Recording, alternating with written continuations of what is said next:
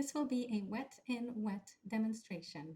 So we'll be using wet paint and applying it to a wet piece of paper. This is my palette. As you can see, the paint is ready to go. There's enough paint squeezed out so that it will be easy to pick up paint. There's enough paint squeezed out so that it will be easy to pick up paint with my brush. These are my brushes. I have two very soft mop style brushes, so I'll be able to gather a lot of water on these brushes and also a lot of paint. And then I have two rounds that are a little bit smaller. To begin, we use clear, clean water and we wet the whole paper. The way to see if it is completely wet is to see if it's shiny.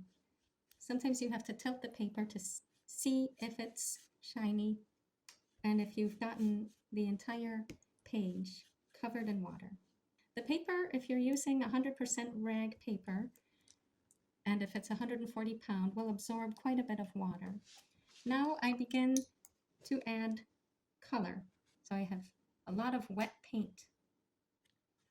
I'll add this to my paper, and as you can see, I'm not brushing it on, I'm dropping it on. And you can see that the color will immediately starts to spread. I do have a puddle there. I keep a rag handy so that I don't have too much water on my brush. I'll quickly the excess water on my brush by using a rag. This technique allows all the colors to run in together,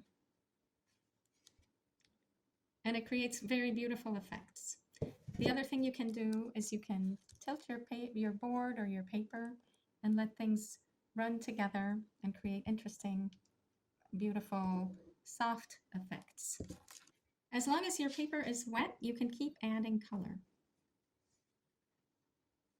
The end result of this will be much lighter than what you see while you're painting. So don't be afraid to go dark. Oh, we'll have red, yellow, and blue.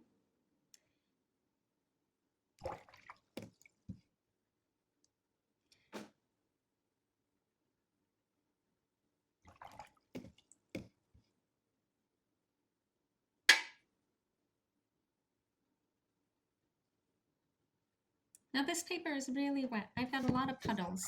I'm not sure I'm going to use what's called a thirsty brush, which can be a dry brush. You touch the puddle and you soak up some of the excess water. You can do that along the edges as well.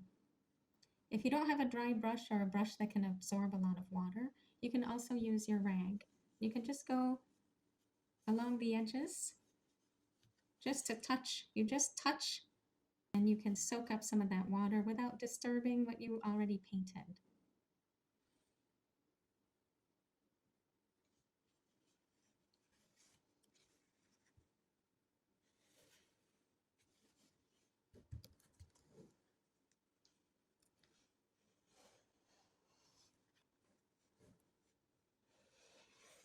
The color is not very dark and it's still very wet.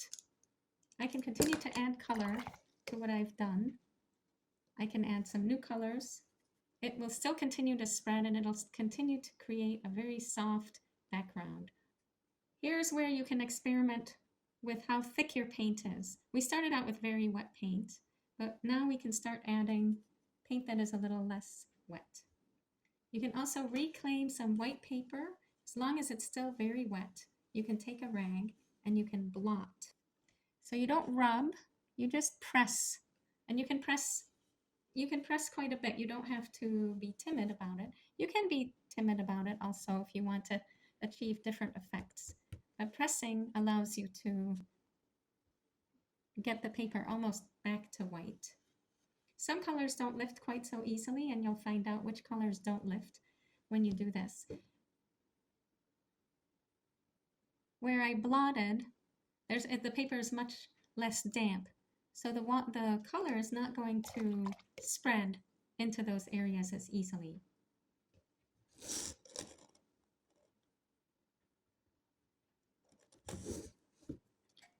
Now, if you want to go really dark in certain places, then your paint needs to be a little less wet.